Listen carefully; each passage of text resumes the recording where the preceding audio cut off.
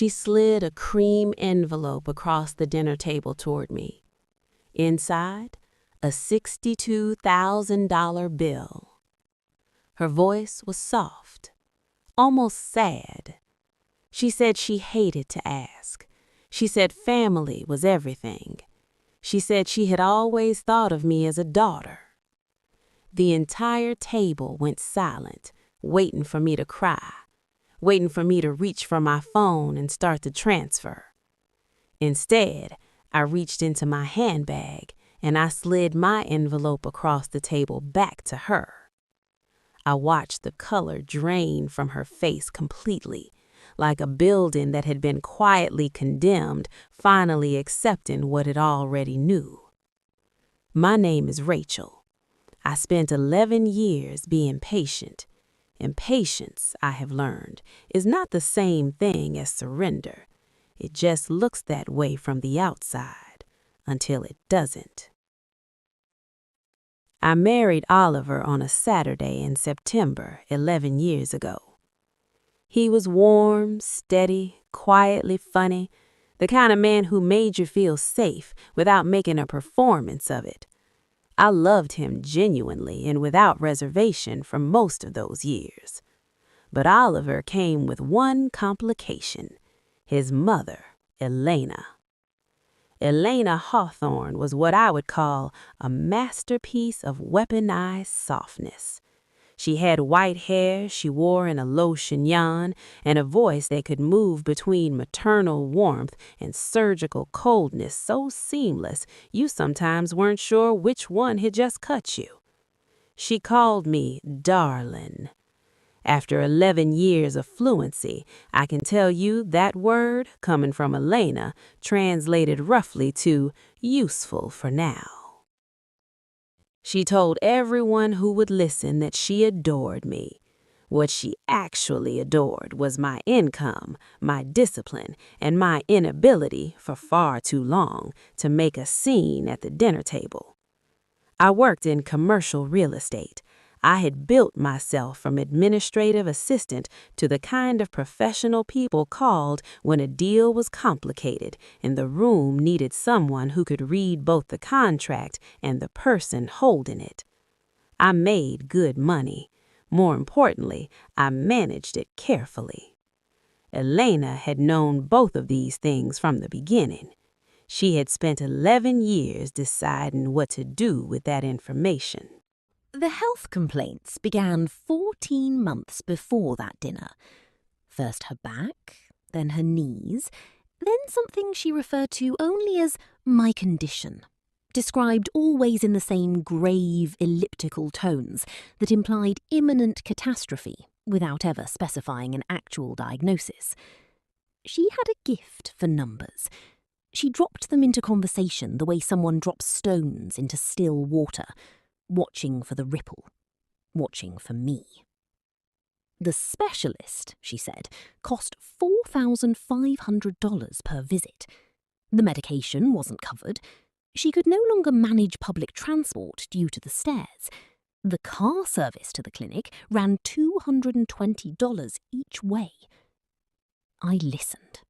Every time, I listened. I offered to come to appointments.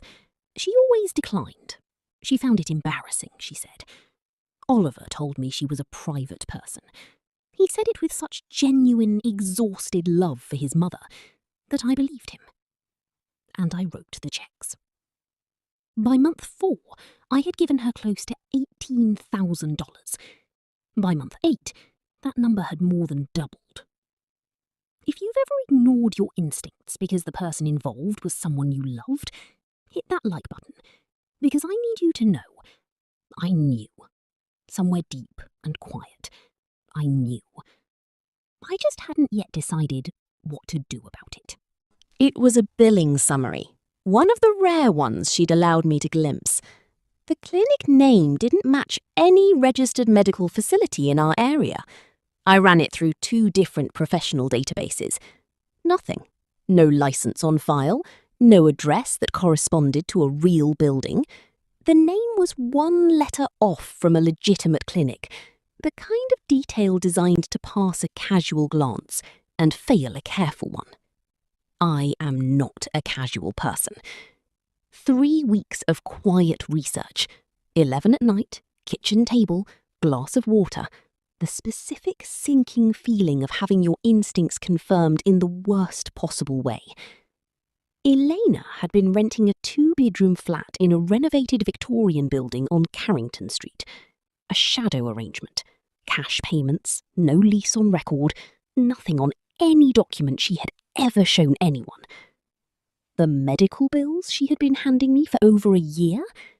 They were rent. I sat with that for 72 hours. I didn't cry. I didn't confront her. I didn't tell Oliver. I called my attorney, Desmond, who had handled my commercial contracts for 6 years, and who did not ask many questions, because after 6 years he understood that when I came to him with something, I had already done the work. I made an offer on the building on Carrington Street. We closed escrow in 9 days. The property was registered under my holding company, a name that would mean nothing to anyone at that dinner table. Except me. I prepared the notice. I placed it in a cream-coloured envelope. I put on the navy dress Oliver always said made me look serious. I went to dinner. If you have ever been the person at the table that everyone has quietly agreed to underestimate, you know exactly what I felt walking into that room.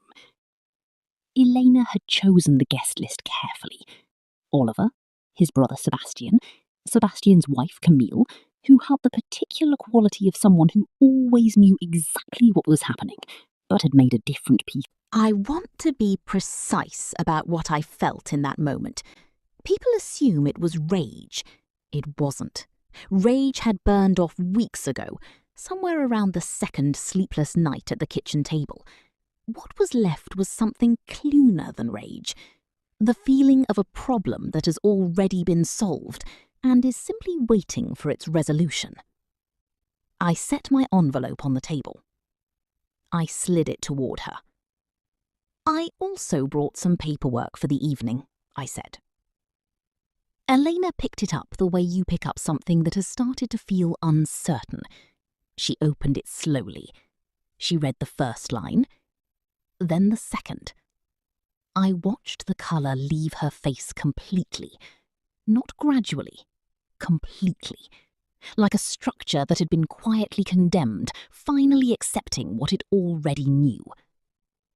The document was a formal notice from my holding company, informing the current occupant of the flat on Carrington Street that her informal rental arrangement had been terminated upon change of ownership, outlining the terms available to her should she wish to remain as a legitimate tenant, current market rate, formal lease, first and last month's deposit required. Noting that property records had been cross-referenced with previous billing submissions and that any discrepancies would be addressed in separate correspondence. The room became a very specific kind of loud silence. Sebastian said something. I think it was a question directed at his mother. Something close to, "What is this?" Victoria had removed the hand from her heart. Oliver was looking at me, and for the first time in a long time, it wasn't the apologetic, tired look. It was something slower and more serious, something working itself out in real time. Elena said I had misunderstood. She said the property was a medical accommodation recommended by her doctors. She said the arrangement had been perfectly legal, which was an interesting claim from someone who had never once mentioned the arrangement to a single member of her family in the 2 years it had existed. Elena sent a message 3 days later. Long, detailed, full of words like loyalty and betrayal and ingratitude. The kind of message designed to land like a stone dropped from a height, built to hurt and built to demand a response. I read it once. I did not respond. I have not responded. The silence between us since that evening has been genuinely and without exaggeration one of the great unexpected gifts of my adult life. The flat on Carrington Street has a new tenant now. The lease is formal, the The rate is market rate. Everything is documented, above board, exactly as it should be. And here is the thing I didn't expect to feel. It isn't triumph. Triumph burns fast and leaves ash. What I feel is something quieter and more durable than that. The specific satisfaction of a woman who spent 11 years wondering if she was imagining things, and finally proved to herself that she wasn't. A woman who learned later than she should have, but earlier than never, that patience and powerlessness are not the same thing. They just look alike from the outside. Until someone opens the envelope. If this story hits somewhere close to home, you know what to do. Leave a comment below. What would you have done in my place? And if you want to know what happened when Elena finally responded, through her own attorney this time, subscribe and drop attorney in the comments. Because that story is a whole other episode.